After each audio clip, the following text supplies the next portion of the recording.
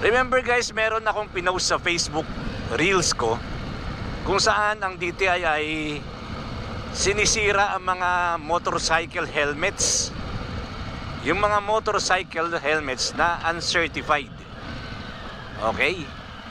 So, may kasama ako isang rider nagtanong sa akin.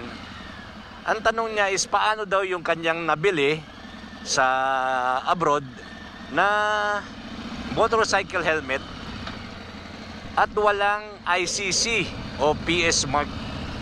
Yun. Magagamit daw ba niya dito sa Pilipinas? Hindi ba siya huhuliin ng DTI? Sagot, unang-una hindi siya huhuliin ng DTI. Okay? Hindi siya huli ng DTI kasi ang mga hinuhuli ng DTI ay yung mga binebenta sa local market na walang ICC o PS mark license na mga produkto na included sa mga products under mandatory certification.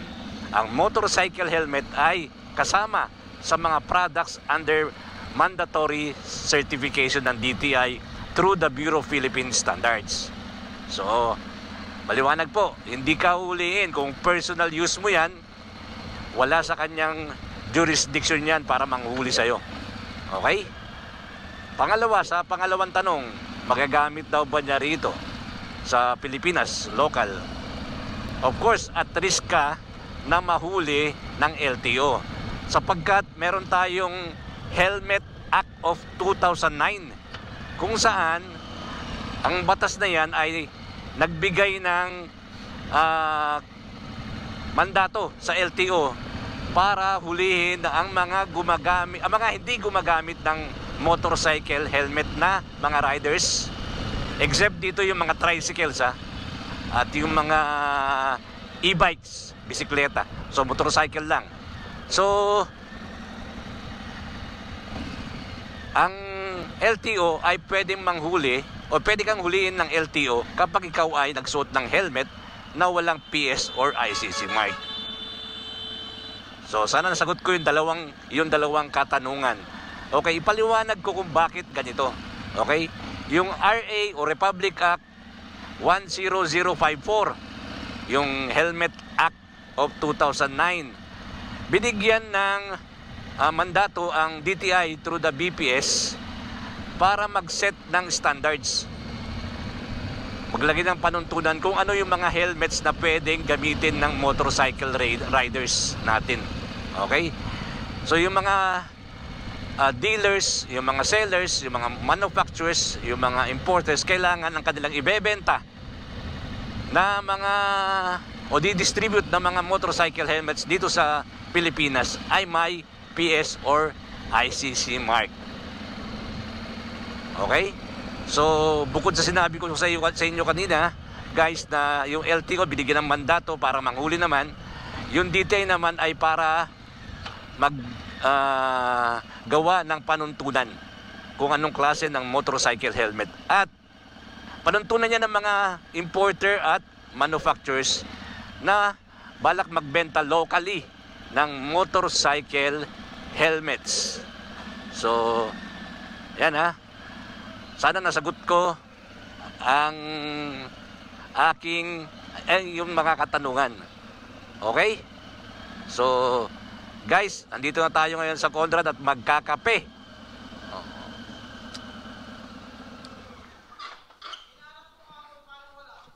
Ngayon darating. Oo.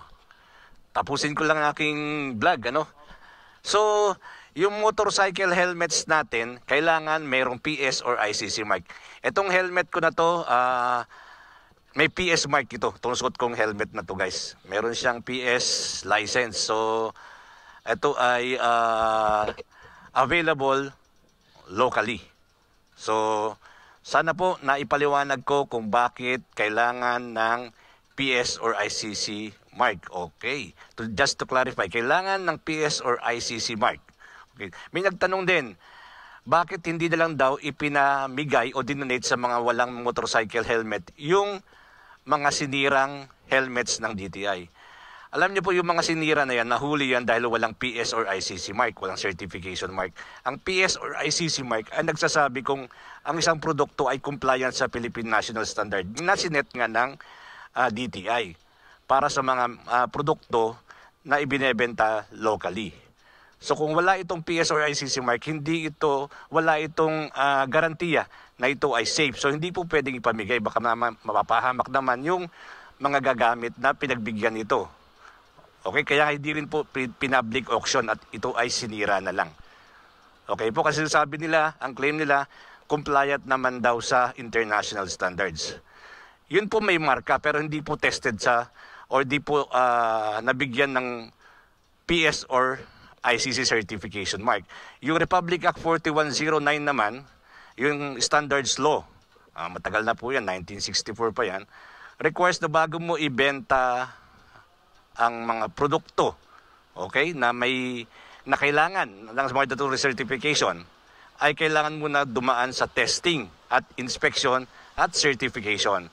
So yung mga helmet na yon na walang PS at ICC marks ay hindi dumaan sa pagsusuri. So yun po, hindi po pwedeng ipamigay yung mga yon dahil hindi siya dumaan sa inspection, testing at certification.